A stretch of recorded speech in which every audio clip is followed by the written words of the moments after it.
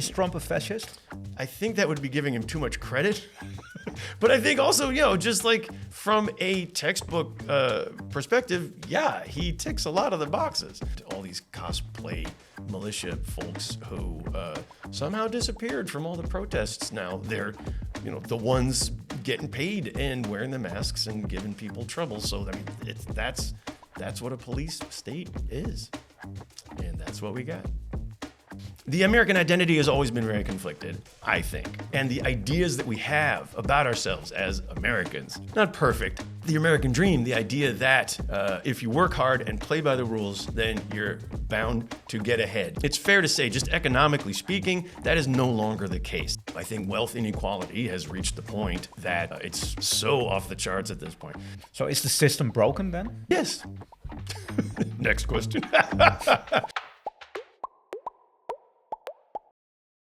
Hey, Greg. Hello. So, this is the first in a series of talks, of interviews in our brand new studio. Yeah, I love it. Thanks so much for coming. The reason you're here is because Donald Trump was inaugurated exactly a year ago. For the second time. Yeah. Yeah. And you 1 year of Trump 2. Comedian and as a American Nederlander, can I congratulate you on this? Yes. I'm an American. I take all forms of flattery. And congratulations. Would you like to offer me any prizes I'm accepting? Nobel Peace Prize. So, so this is one of the things that you are very well known for your impersonation of Donald Trump. In the Netherlands, sure. Yes. Ever since that one video, from the first time Donald Trump was inaugurated, the Netherlands' second video, and that fits into my, persona. I grew up in America first, and I moved to the Netherlands second. Yeah, and you came in the Netherlands in the 90s, right? That's right. As one of the first people, Yes. one of the founders, basically, of Boom Chicago. Basically, technically, no. I mean, yeah, it's the founders came. They're my friends from Chicago. They came in 1993. I came in 1994. But yeah, I am one of the earliest members of Boom Chicago, and definitely part of this big bang of comedy that happened in Amsterdam and the Netherlands, English language as well. In the mid 90s. So, yeah, I mean, Comedy Train and Toomler was the Dutch version, and that started around the same time. And Comedy Cafe and Comedy Explosion, and and we were the ones doing Chicago-style improvisation in English. I don't know how we succeeded, but we did. Well, you run a comedy show with Pep Roosevelt. Yes. Yeah, the Pep and Greg show is a recurring show at Boom Chicago still.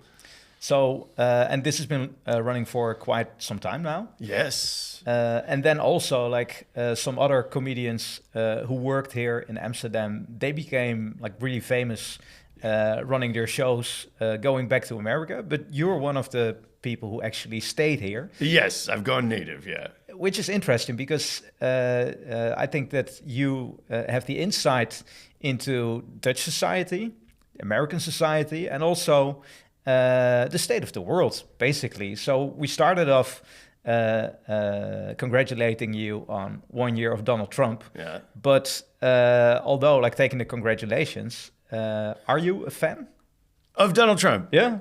I love good ratings, and he is definitely good for ratings. But if I would have to trade in, the experience of having a video like the Netherlands second video for a less attention-grabbing president, a less unstable president, that's mealy-mouthed way of saying it, but I would rather have a president that is good for the country and the world rather than personal success. I guess I guess I have to make my peace with that. Yes. Because when Trump did his first term, Yes. yeah, you made some comedy, some satire around this. That's for sure. I mean, yeah, at Boom Chicago, with the Pep and Greg show, we used to do a duo show, like every year, and then it turned into every election year, every U.S. election. We've done shows for Dutch elections as well, but in 2016 we did this show that was called Trump Up the Volume, and the Trump versus Hillary campaign, and then Hillary was supposed to win, and we were supposed to stop doing that show and move on to something else, but no, he won, and we ended up running the Trump Up the Volume show for 4 years. The longest running show at Boom Chicago. And Pep and I both are like, we would rather not have had that. But now we're at Trump 2.0. Yikes. And is it just the attention grabbing, or arguably, are there more concerns?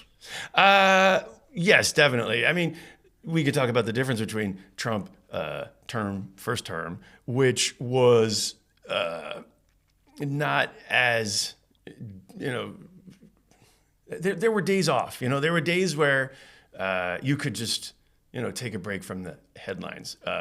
Right now, since day one, they've had their Project 2025, their game plan and their playbook, and they've been running it. So it's definitely been flooding the zone. And then since the end of his first year in office, in the Epstein files, and he's trying to distract as much as he can from the Epstein files now. So every day it's at least one headline grabbing thing. So they were supposed to release the Epstein files in December. He even signed an executive order ordering that these files should have been released. I mean, yeah, it was actually a law. The executive order is like, oh, I don't need Congress for this. But no, Congress stepped up and said, like, both chambers, Senate, House of Representatives, the White House has. I mean, Donald Trump has gone on the campaign trail. Once I get back in the White House, I'm going to release these Epstein files. You'll see. And then the first thing he did, like, okay, let's talk about something else. And finally, Congress did step up. Like, no, now you have to release them. And Trump is, of course, at one point, someone should do something like you. Yes, someone should, not me. And so what? So it's 19th of December was the deadline. 2025. This is now, it shouldn't have had to be a national law forcing you to release all the Epstein files, but now they've released, last I checked, 1% of all the files, and those are heavily redacted. So that to me is amazing. This is a man who's proven he has no sense of shame. I mean, the Access Hollywood tape, grabbed him by that was not a deal breaker, and everything else that he's done along the way, like breaking a law, whatever, I do it, I don't care. But something in the Epstein files, that's what he's trying to cover up. That's what he's afraid of. So my imagination just keeps running wild. So we're now only 2 weeks into 2026. Yes. And what we've seen basically ICE, that's the Immigration and Customs Enforcement. Yeah. And we've seen them like cracking down in Minneapolis, in Minnesota. Yeah. Really hard, shooting a lady, Renee Good, point blank in the face. We've seen the governor of Minnesota pushing back, having the National Guard on standby. We've also seen Trump basically going into Venezuela to grabbing a leader of another state. And his wife. And his wife in the middle of the night, calling this a policing action. And threatening Denmark to invade Greenland. And threatening to blow up NATO. Yeah. So is this all a distraction, or is there something else going on? I do believe it was, in the fine print of the Project 2025. And then in November, they released the National Security Strategy. This is all, it's Putin's playbook, basically. So it's not that hard, I think, to connect the dots. Putin does not like NATO. And Putin basically wants to go back to the spheres of influence, basically. Might makes right. How do you feel about the F word on this podcast? Oh, I think you can just use it. I think it's called big fuck small. We're big, and Stephen Miller from the White House has literally said this has been, before NATO, long before, this is the way, and you cannot deny, and might makes right, and the strong will survive, and they force their way on the weaker. That's the way of nature. But there are people around Trump who really believe this, and they're the ones who are enacting the idea that America should have all of, the United States should have all of the Americas, including Greenland. Then, of course, Russia gets Ukraine and Europe, and China gets Taiwan. Fine. Yeah. So basically, he wants to divide the world into 3 spheres of influence. It's a lot like 1984 with East Asia, Eurasia, Oceania, reminding me of the classic protest sign, 1984. It's supposed to be fiction, not an instruction manual. Yeah.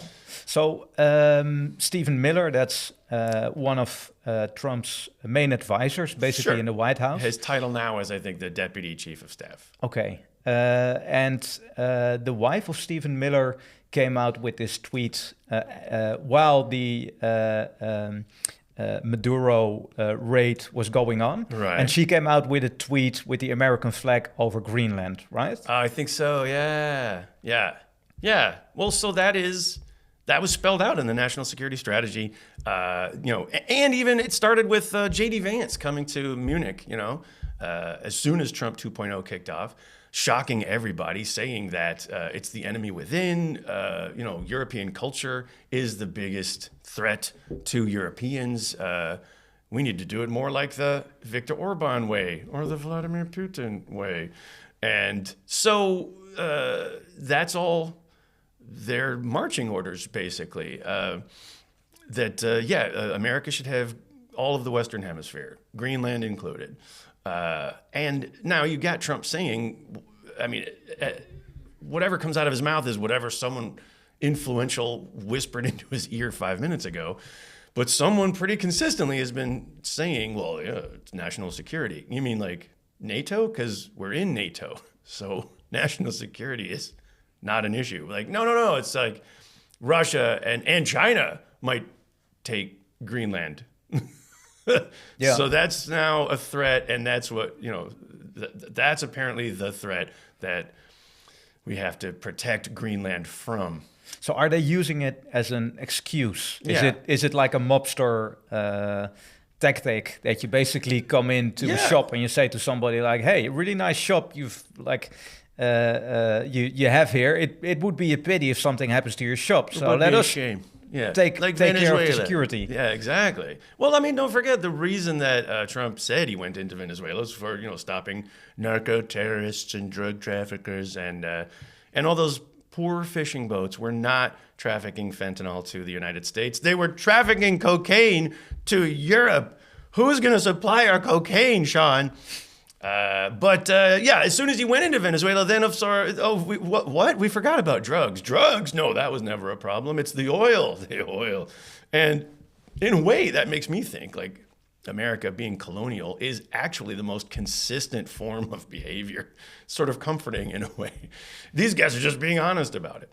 So is this, So one of the things that come to mind, like what is it?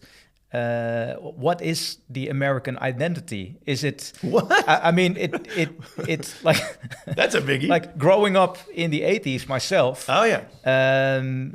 What was projected was that America was all about freedom, and that America was about the American dream. That basically everybody living in America, working hard and working smart, that you could make it. Yeah. But has that changed, or was it always a lie? So both, actually. There's another classic meme, I guess, of anytime America, United States does something on the international stage, or Yeah, like invading Venezuela. And then the classic phrase you would hear from movies in the 1980s or whatever is, we're an American. America, that's not who we are. Or Joe Biden liked to say, Barack Obama liked to say, America, we like to listen to our better angels, whatever. This is not who we are. But then the meme says, this is not who we are, flips through history book. Oh, sorry, that's exactly who we are. And America has always been a very flawed country. I mean, 2026 is the year we're going to celebrate 250 years since the Declaration of Independence, which we're now going to celebrate by bringing back the king. And, according to the blogger Curtis Yarvin, that's the goal the whole time as well. Put a pin in that. But anyway, the idea. So the idea of that's the American identity. The American identity has always been very conflicted, I think. Okay. And the ideas that we have about ourselves as Americans also not perfect. I mean, you like to look in the mirror and think, oh, I might not be perfect, but I'm trying to be better. And that, to get to the second part of your question, like, the American dream, the idea that if you work hard and play by the rules, then you're bound to get ahead. Your children will turn out, better than you did. They'll have more opportunities, a better life than you did. And so that is, I think it's fair to say, just economically speaking, that is no longer the case. That is just, if you look at our world in data, life expectancy in the United States has reversed. It was going up and up and up and older for generations, but now's the first time that it has frozen. And now it's actually, for men, I think it's life expectancy is shorter than it was a generation ago. And the idea that your family will be better off, or that, economically better. No, I think wealth inequality has reached the point that it's so off the charts at this point. So I think that's a collective awareness as well that, America, there's this discontent. And I think that's why Trump won in 2016 as well as in 2024. There's just, it's the land of the free. You can get anything you want, but there's a price tag. And you end up paying for so many things in the United States that we just don't think about in Europe. Healthcare, medicines, schools. But in America, nickel and dime. And so I think there's a general discontent that is called either inflation or affordability. But that's, I think, that's what's happened to the American identity. So is the system broken then? Yes. Next question. I think, it's pretty broken. It's, if you look in grand trends, I've been listening to the historians, Heather Cox Richardson, Timothy Snyder, I guess, and there was an interview with Ro Khanna, the representative from Silicon Valley. He's like, I'm the congressman who has the wealthiest district in the United States, because he's got all these Silicon Valley billionaires. And I think he was talking about how the system was never perfect. I mean, the Constitution allowed slavery, so but we got better. So there's sometimes it takes a civil war to get things back on the right track. And yet, in the grand scheme of things, I think that's what this interview was about. After slavery, then there were a lot of progressive reforms. After the 1890s and the wealth inequality, there were a lot of progressive reforms. The first Roosevelt, Teddy Roosevelt, had the Square Deal, and then after that, you had awful Great Depression and suffering. But then you had the second Roosevelt, FDR, and the New Deal. And anyway, that's, who knows, maybe after the awful events of the past 10 years, it feels like a long century. maybe America will move back toward a more sustainable course. But right now, the system's pretty broken, yeah. So you mentioned the Civil War. Yeah. And basically, in Washington, Capitol Hill was built during the Civil War. I guess that's right, yeah.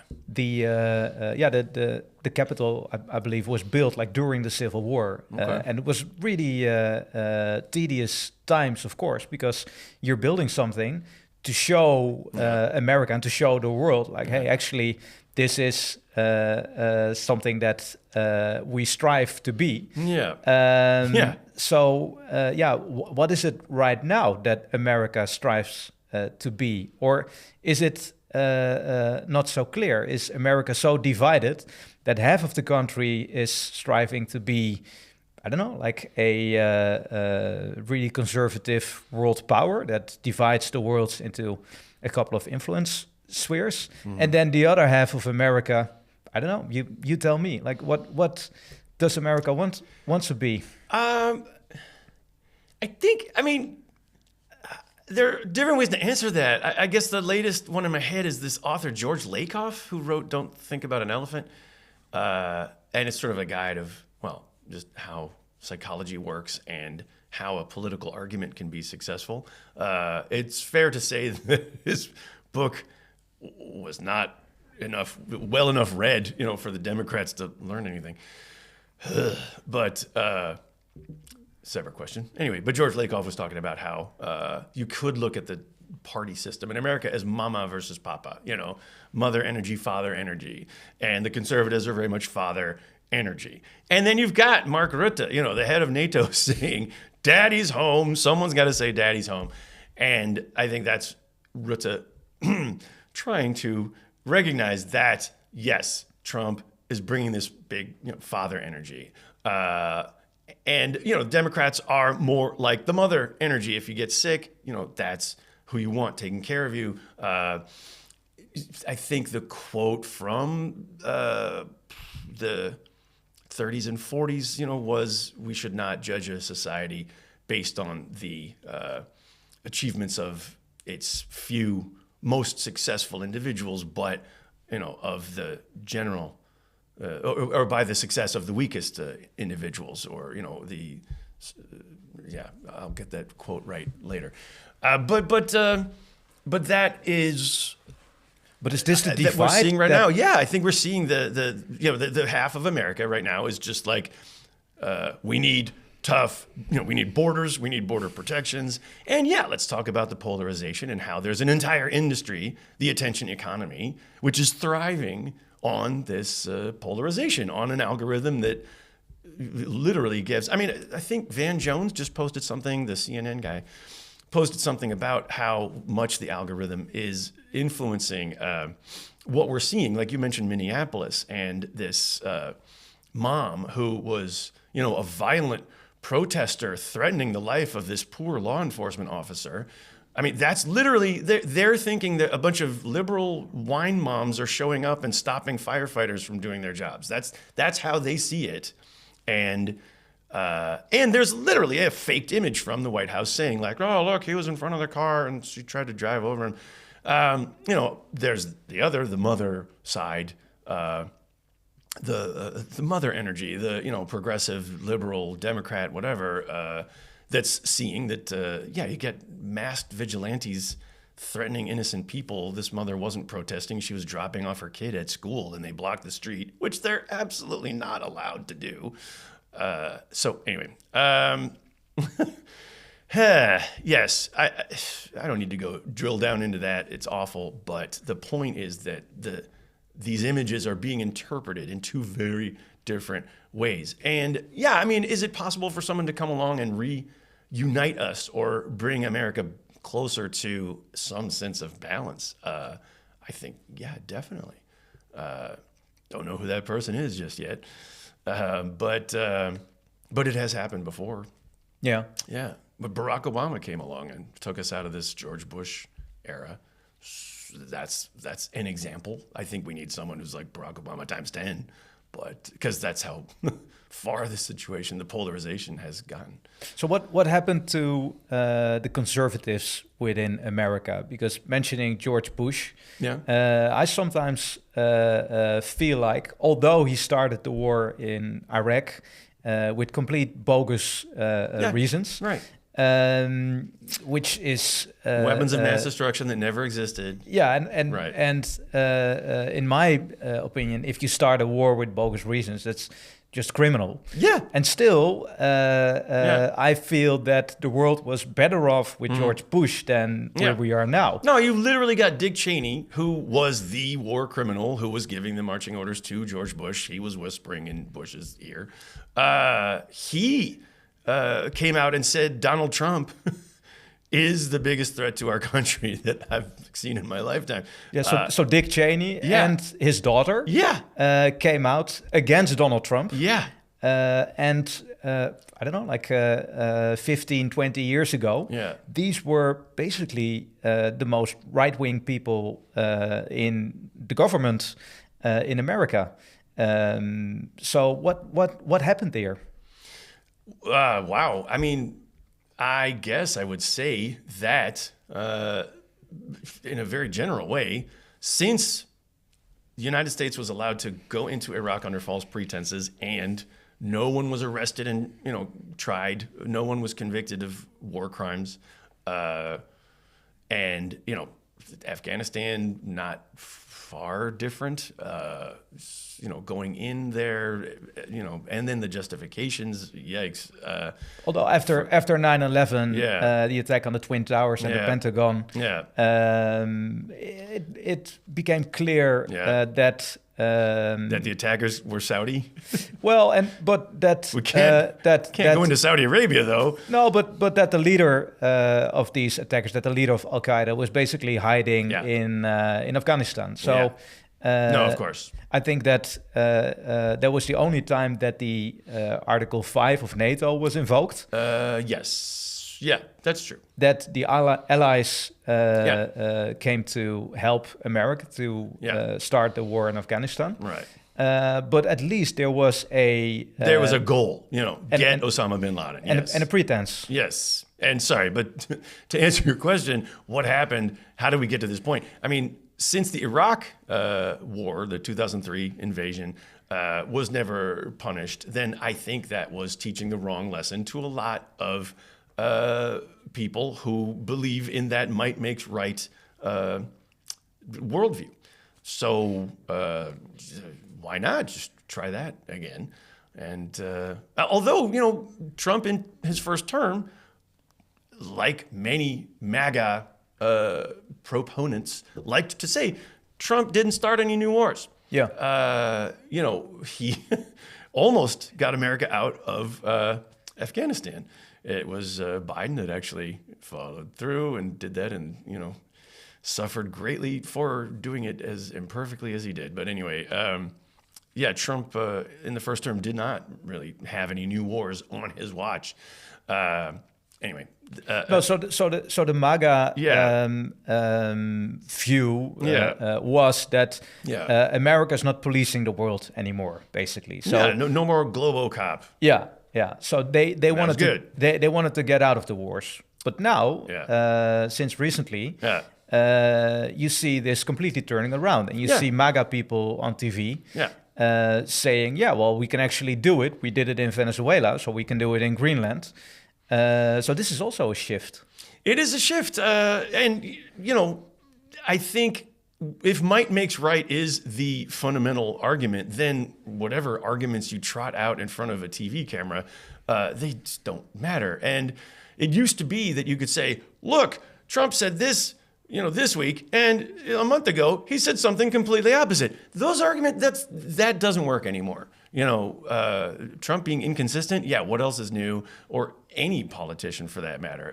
There's just this general, I think, acceptance among American people right now that what you say, what argument you make, that doesn't mean anything anymore. It's just, you do what you gotta do. But that said, I think, yes, there are MAGA supporters, Trump supporters who are saying, oh, well, the first term was about no wars, but the second term, sure, we'll do some wars. But I think there are also people who refuse to go on camera, and you're not seeing those people. I think there's a lot of the MAGA base or the Trump supporters that are peeling off, and I think you noticed that with the erratic behavior of Trump in the White House, tearing down the East Wing, that was after the No Kings protests. He was upset, and that's a narcissist reaction, acting out and punishing the victims, and But so the Epstein files is another one. He promised to go in and unveil the pedophile ring. Now, as the dude in the Ford, Trump was touring the motor plant of the and then one of the workers shouted out to him that he was protecting pedophiles. Yes. Yeah. And he flipped him the finger. Trump flipped him the finger, Trump and he told him got so upset. This is the president of the United States totally losing his cool. And yeah, not just pedophile, but pedophile protector. Is that worse? So anyway, yes, it's clear, I think, to see that you've got a lot of people who voted for Trump once, voted for Trump 3 times, and now they're saying,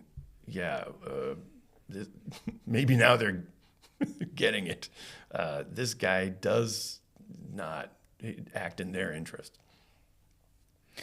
So, for you, yes, you say that basically within America there's a divide. There's like the dad energy and the mom energy. How does that run within your family or your friends? Like, what happens when you go back to America to celebrate, I don't know, the holidays?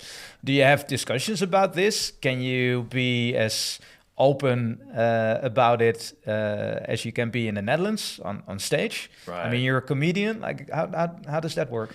So very, very basically, it is difficult to go back to the United States right now. And that's a big difference between the first term, second term. You're still allowed to go in. I am. If they start checking the social media profiles of American citizens, someone with a passport, then I guess I'm in trouble. I don't know how much scrubbing I have to do. But yeah, at the moment, if you have a U.S. passport, that's, one category. It's that you should be okay getting, into the country. Doesn't mean you're necessarily safe from, the ICE raids. But if you don't have a U.S. passport, then we keep seeing more stories about the Canadian hiker, who gets turned away and sent back with some snarling customs enforcement or immigration enforcement agent saying, we got new management now, and your visa expired once and you were still in the countries, and we see you were in violation, so we don't have to let you in anymore. She didn't do anything wrong, at that point. She was just trying to meet her boyfriend, to go hiking.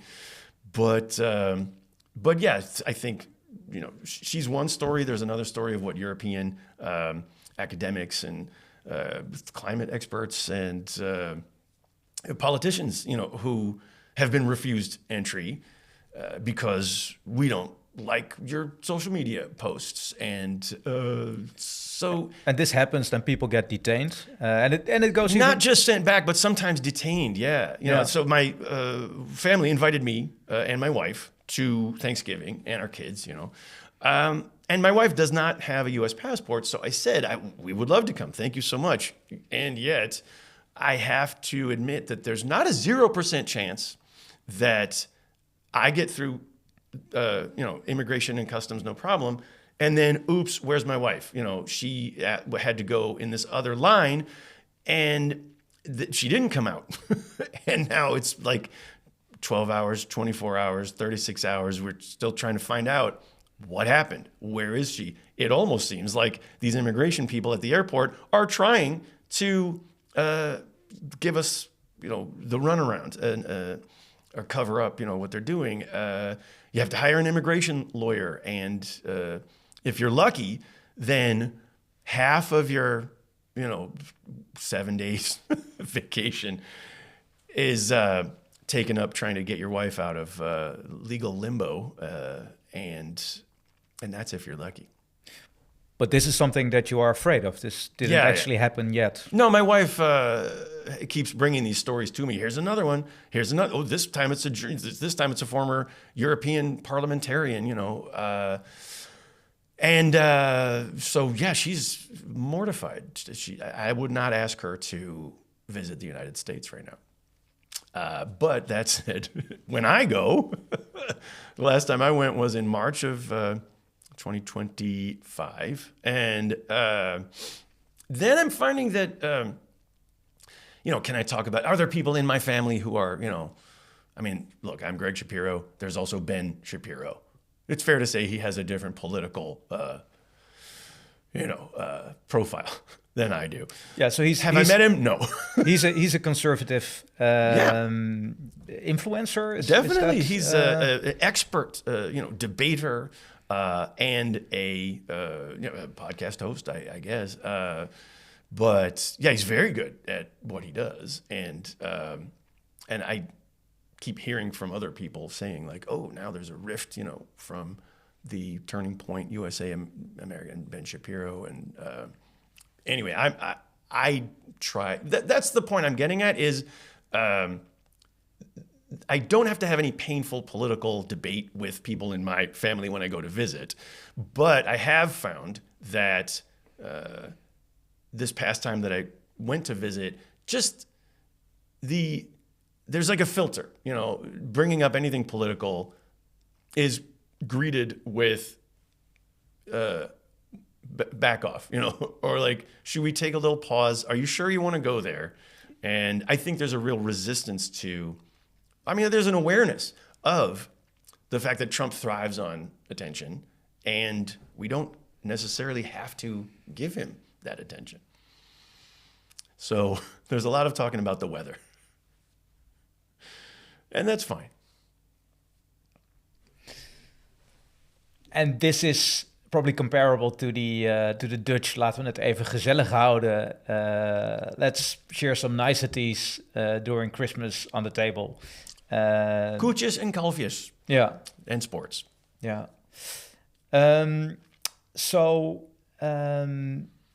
When looking at it from the perspective of a comedian, yes, I can imagine that still, as you said, that you have your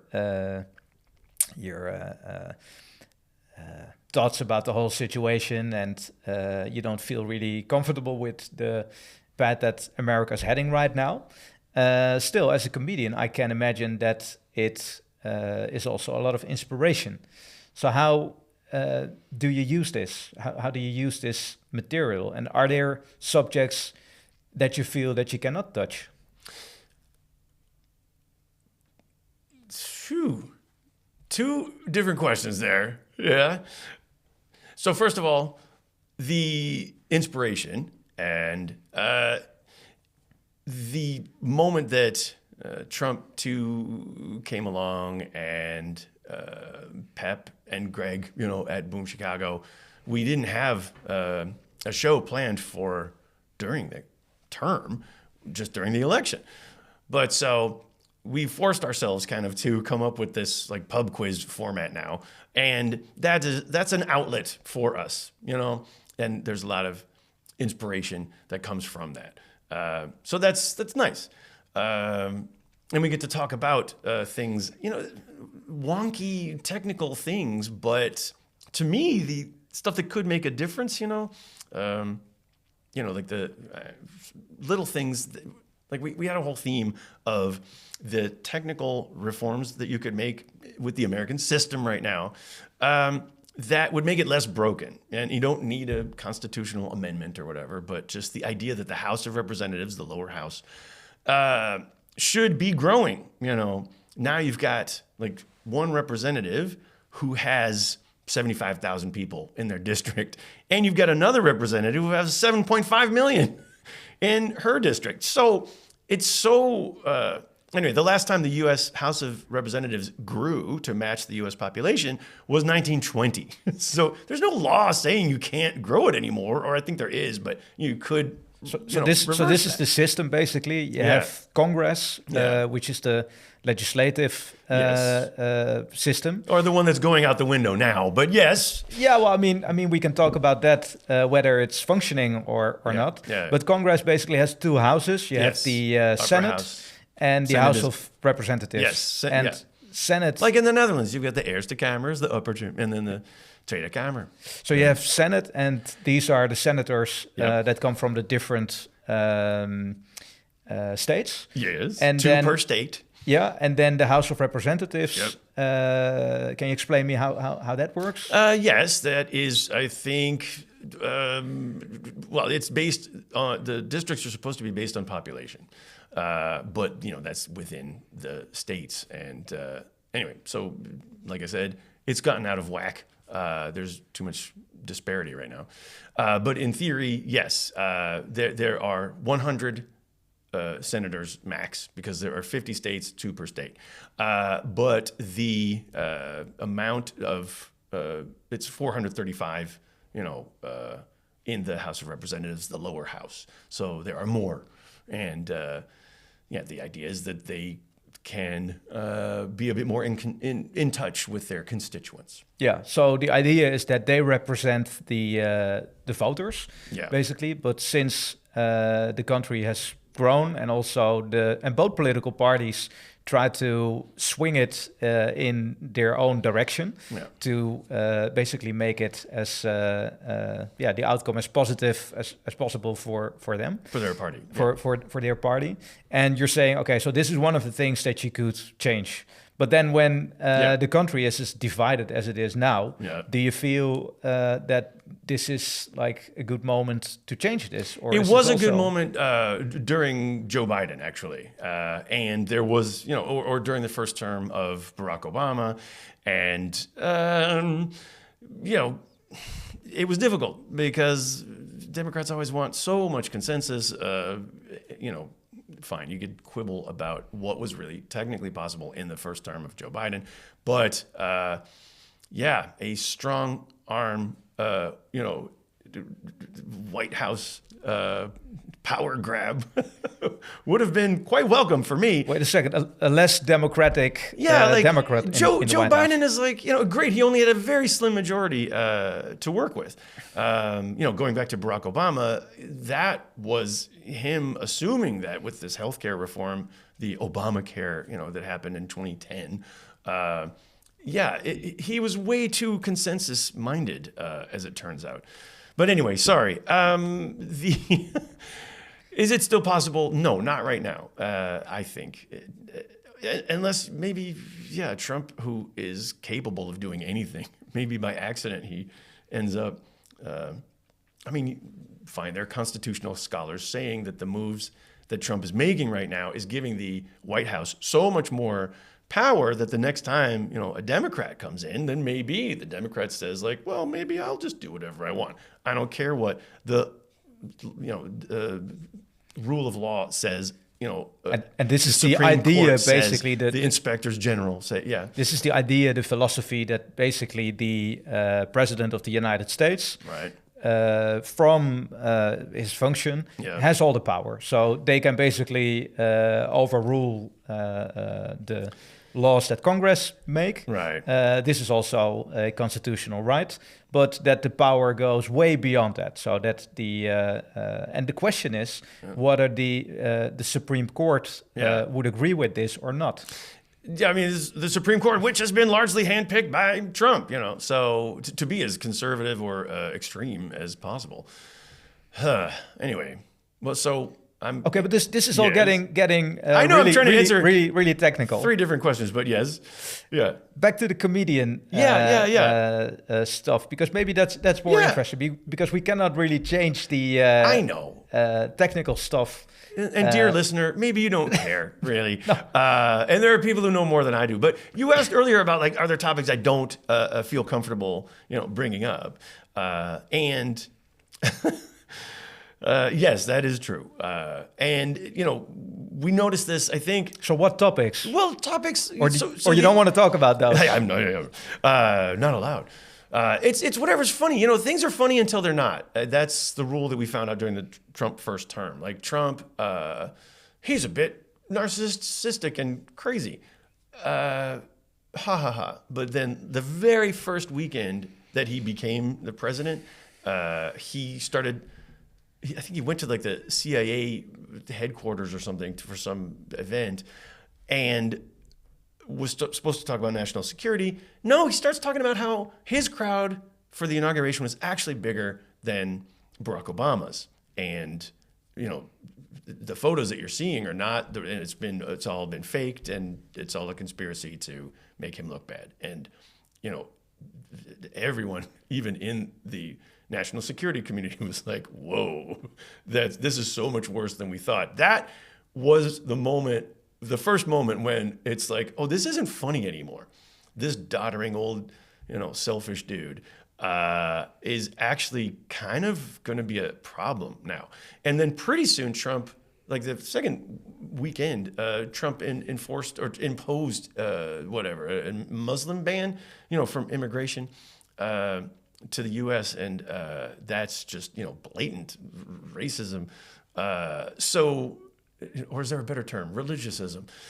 But yeah, that was, I think, the first time that people, that I noticed a different reaction in people. So that was 2017. 2017. And then, first time he's president, hey, Trump is kind of racist. And then instead of like,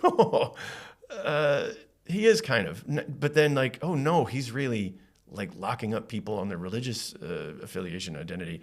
And that's a problem. People are getting hurt. And as soon as people start getting hurt, or the idea that it's more serious than you thought, then it's not so funny anymore. So yeah, I do notice that there are subjects that are then off limits. If it's cringe more than funny, then don't make that joke. Yeah. And so this has changed then, because you were wait, Sorry? Or wait a little bit. But I mean, you should. I mean, we're not trying to do self-censorship, but but at some point, yeah, I realize what I just said kind of sounds like maybe we should censor ourselves more. But sorry, what I'm getting at is if it's too painful for people to laugh, then tragedy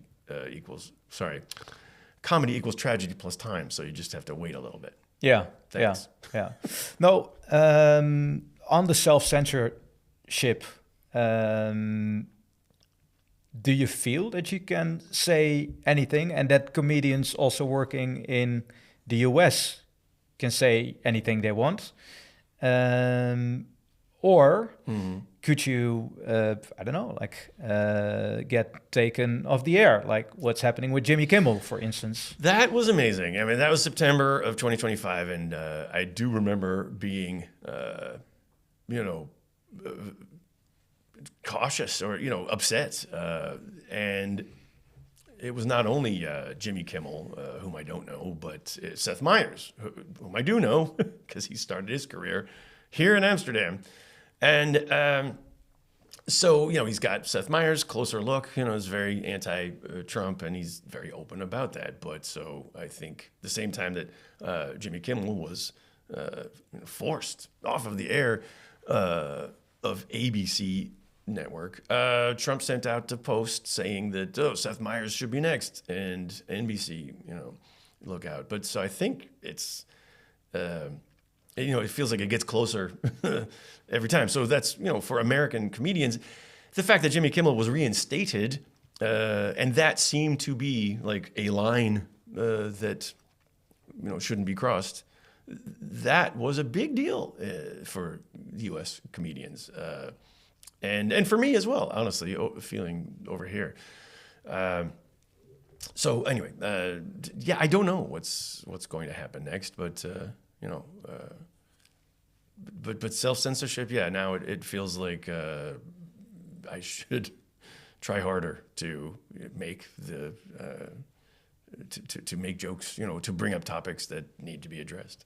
I mean, it could also be, I don't know, maybe I've maybe got, it's easy for me because I'm not a comedian, but I can also imagine as a comedian that in a certain way it's also a badge of honor when you go against the grain and basically then you get the pushback. And this is also the job, right? And if you cannot handle the heat, then you need to stay out of the kitchen. Right. But do you feel that there could be a moment when comedians start censoring themselves, or are we already there? I think we're already there, and yet, I don't know for sure. It does feel in a way, like even Saturday Night Live. I feel like the Trump bits that they do are less at this point. It just feels like, oh, he goes to Crazy Town. Isn't that funny? But yeah, it's not. He really does go to how are you supposed to heighten? How are you supposed to add comic heightening to the news headlines at this point? And how are you supposed to even keep up? The Saturday Night Live would be, it's Saturday. What is the one big issue of this week that we're going to address? But at this point, by the time Saturday rolls around, we're chasing our tails with, is it Venezuela? Is it Greenland? Is it Epstein? Is it something else that's going to pop out, today? So it's been harder. Yeah, it's been harder for comedians. So when we're talking about self-censorship, if we zoom out and look at the American society as a whole, comedians have been targeted. But lawyers have been targeted at a certain point. Big law firms who do a lot of work with or against the government. Like there were big law firms who were supposedly against Trump, and then they were banned from entering government buildings. Universities have been targeted. Musea. So if this is happening, could you say that the country is sliding into Which term do you prefer? Authoritarianism, autocracy, dictatorship, fascism, totalitarianism. Are we already there, or? Well, fair to say it's an illiberal democracy at this point, And I think it was during Biden that the group of Harvard students said if we're applying our same guidelines to the U.S. Democracy right now, it has failed. It is now an oligarchy, which means it's, or I think like there was some pamphlet during World War II that the War Department, back then it was also the War Department, had to send out, what is fascism? So that if you find yourself in Europe and having this conversation, can you define it, describe it? But it's basically like the rule of the few for the benefit of the few. Democracy is supposed to be, the vote of the people controls the people, the politicians at the top. But fascism is basically a very elite few who put themselves in power, keep themselves in power, and make decisions for everybody else. And if you don't like it, that's what the police are for, because it's a police state. So, that's what's happening. Is Trump a fascist? I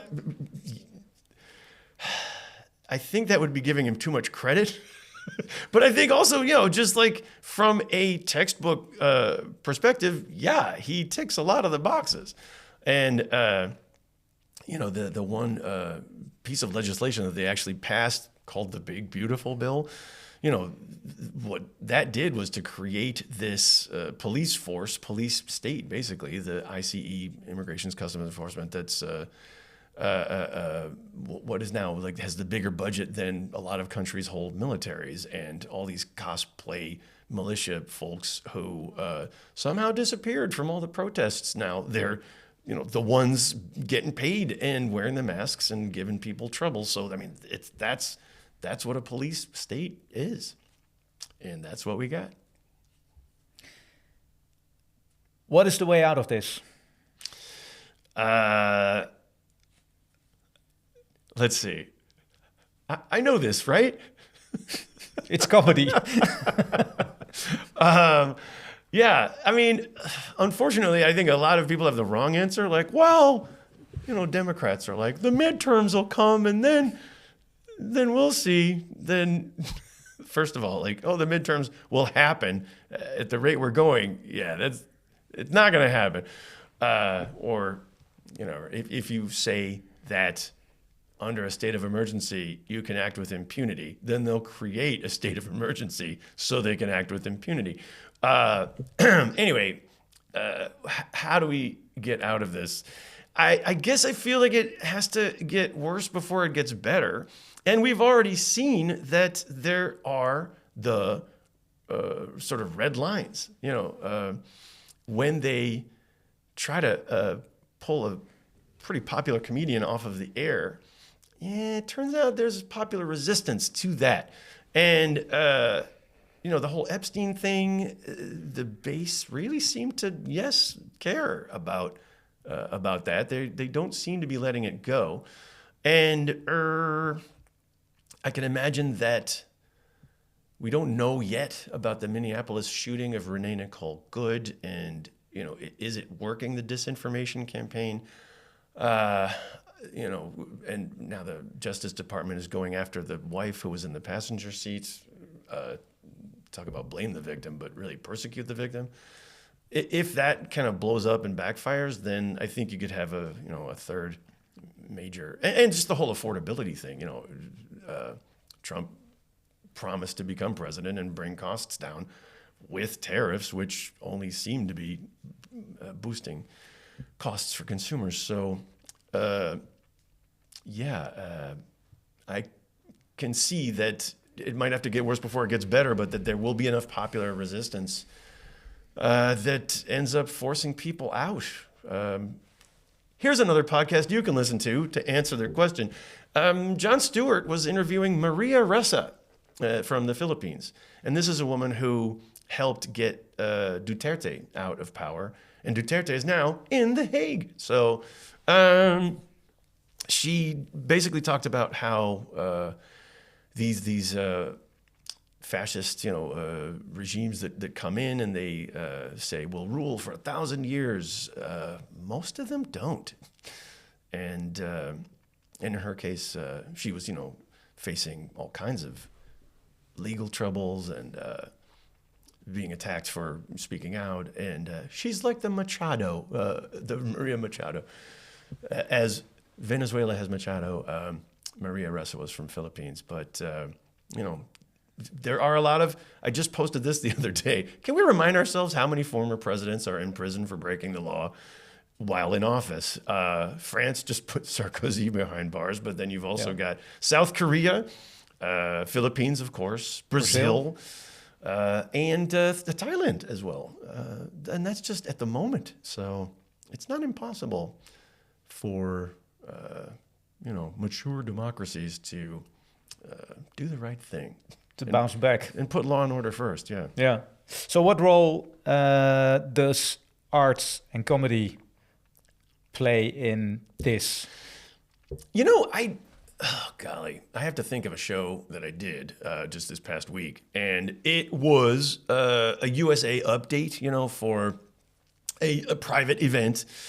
Not private. It was a business event, and it was open, but it was small for business-minded Dutch folks who are looking at the U.S. market and thinking, do I want to start up there? Do I want to scale up there? And it's still such a big market, you can't ignore it. Now, there was someone there at the event from the U.S. Embassy. Now, I'm thinking, which part of the U.S. Embassy is this? Because there are certain people who are real diplomats, and that's their job. We don't want to talk about politics when it might get in the way of our business.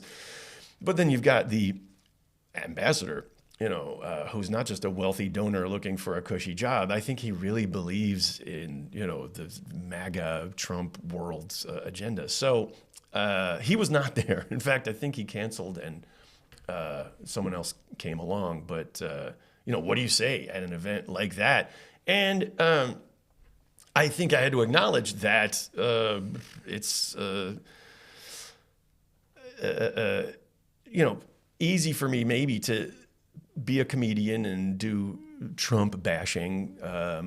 But we don't, look who I'm talking to. It's Dutch people, and Dutch people have a reputation for being Dutch direct and very opinionated about your country, and diplomacy comes last for these folks. So I don't need to say, oh, Trump did this, Trump did that, because they know, and they're going to tell me as soon as I walk off stage. But I did say that if you want to consider doing business in the United States, you might feel bad for the comedian here who's not allowed to talk about this and that, but don't feel bad for me. Feel bad for the guy from the embassy who is trying to say, yeah, you should totally do business, invest in the United States. But it's not crazy anymore to think that Trump invades Greenland and NATO now is at war, with the United States.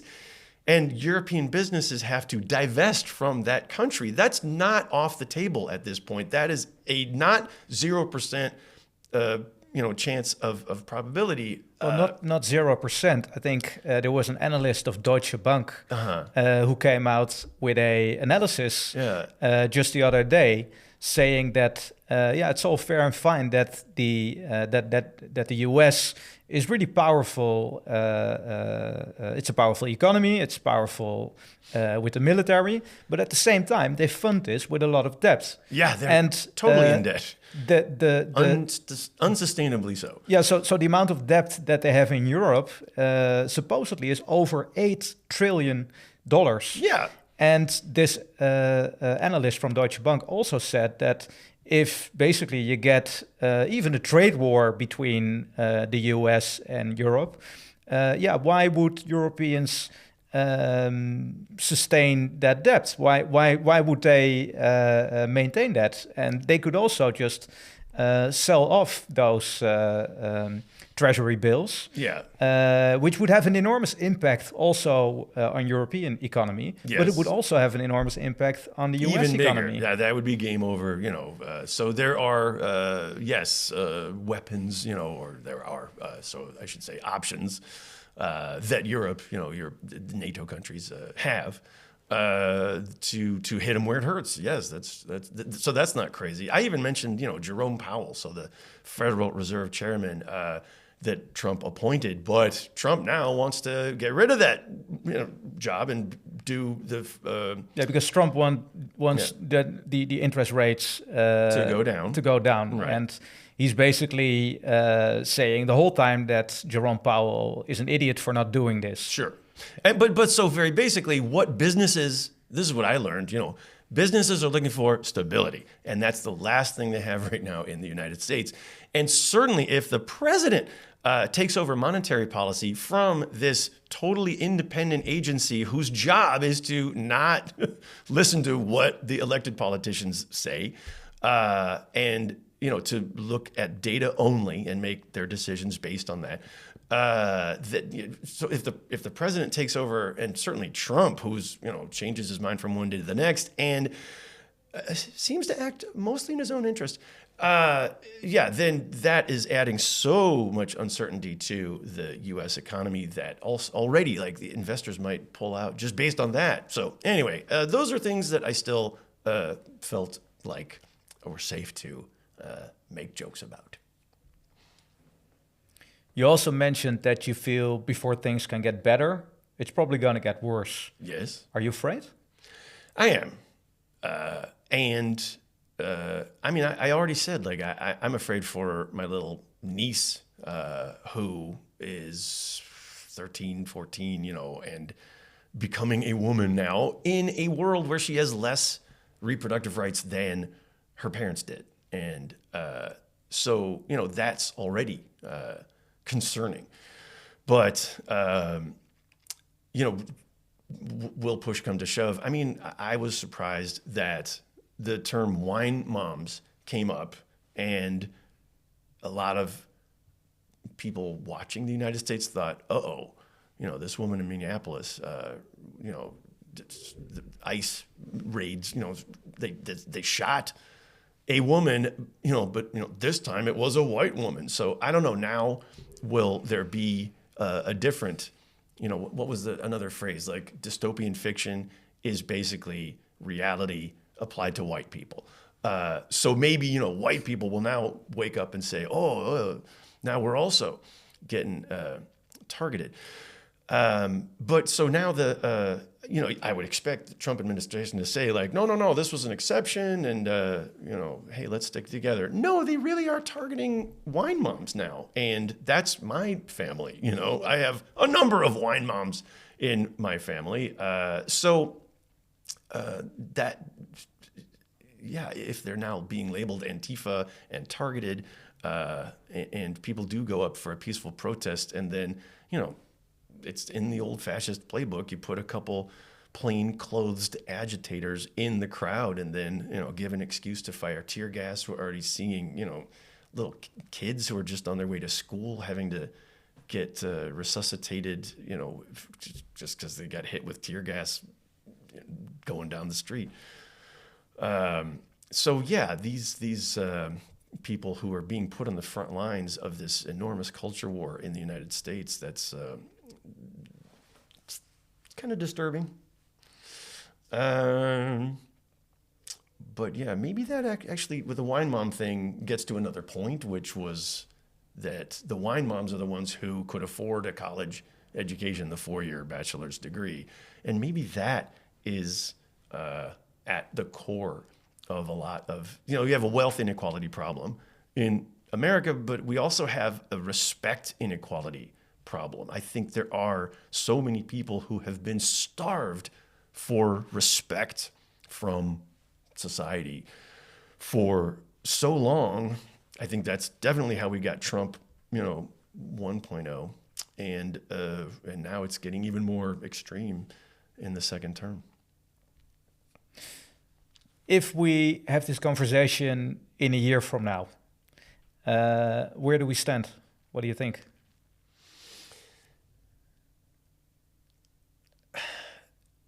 A year from now, Trump will be 80 plus years old. And I just don't see how he can keep going at the rate he's going. I've